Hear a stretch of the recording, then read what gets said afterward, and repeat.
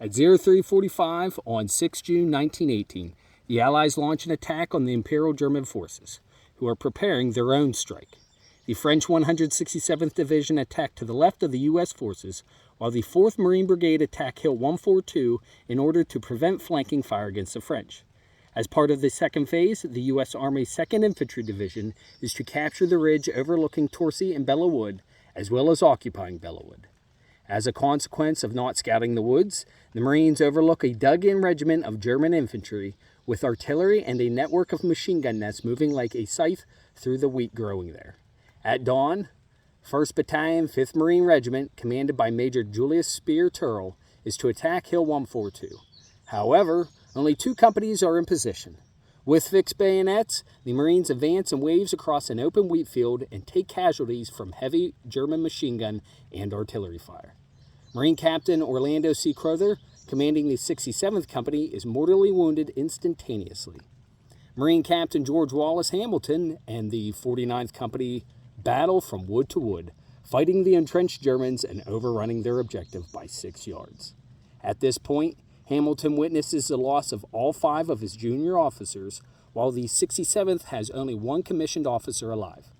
Hamilton, recognizing this as a time for action, reorganizes the 2 companies and establishes strong points along a defensive line.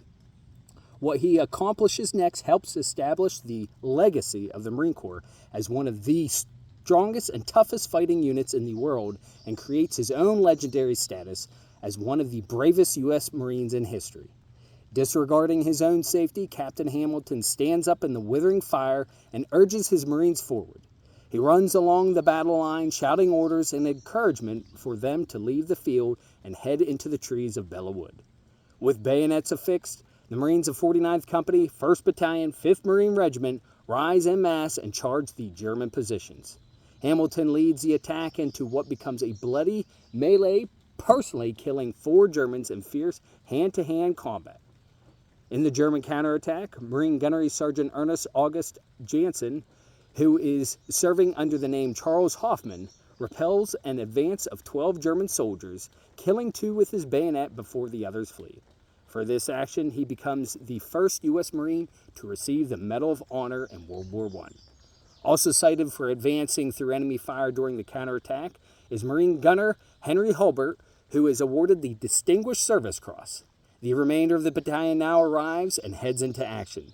Major Turrill's flanks lay unprotected, and the Marines are rapidly exhausting their ammunition. By the afternoon, however, the Marines capture Hill 142 at a cost of 9 officers and most of the battalion's 325 enlisted Marines. In a 2003 article for Leatherneck magazine, historian and retired Marine Lieutenant Colonel Ronald J. Brown wrote, "George Wallis Hamilton may be the most overlooked Marine hero of all time.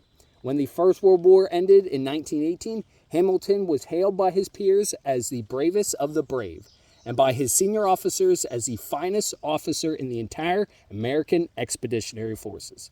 His feats on the battlefield could have earned him the Medal of Honor on no less than 3 different occasions, but none came his way." However, Hamilton's heroics were not over. He and his Marines cross another clearing in a running charge to take Hill 142, the main objective of that day. Company 49 captures several German machine gun positions and scores of enemy prisoners. So stunned were the Germans by the Marine attack, they begin referring to the Marines as Teufel Hunden, or devil dogs. While his company suffers more than 50% casualties at Belleau Wood, Hamilton himself miraculously walks away physically unscathed. In fact, he would suffer no physical wounds in World War I despite exposing himself to deadly enemy fire on several occasions. "What saved me from getting hit, I don't know," Hamilton later wrote about his experience. "Although I lost heavily here, I came out unscathed." Marine Colonel Wendell Neville, commander of the 5th Marine Regiment and Medal of Honor recipient himself, cited Hamilton's extraordinary heroism and all great personal exposure on that day in recommending the captain for the Medal of Honor. His rare quality of leadership is apparent. After men had lost their leaders, he ran up and down the line under severe fire, leading his men forward and urging them on, wrote Neville. However, instead of the nation's highest award for bravery, Hamilton received the Navy Cross and Distinguished Service Cross, as well as 2 Croix de Guerre from the French government. Despite recommendations that he went above and beyond the call of duty, the Marine was denied the Medal of Honor, with some saying that U.S. Army General John Blackjack Pershing, commander of the American Expeditionary Force in World War I, personally denied Hamilton the award. There remains a possibility that the long-standing prejudice between the U.S. Marines and the Army was responsible for the rejection. Mark Mortensen, author of George W. Hamilton, USMC, America's Greatest World War I Hero, in 2011, proposed that Pershing's prejudice against the Corps played a factor. At the time, Pershing did not want the Marines to fight in France during the Great War, but Pershing was eventually overruled by Secretary of War Newton Baker. This was the only time the Marine Corps was released by the Navy and put under Army command. One brigade, the Marine 4th, was allowed to fight but had to wear Army uniforms. Some Marines would add the Marine Corps symbol of the Eagle, Globe, and Anchor to their helmets so they would stand out, wrote Mortensen. Over the course of the war, no commissioned Marine Corps officers in the 4th Marine Brigade are bestowed with the Medal of Honor. As always, stay safe, stay salty, semper fi, and carry on.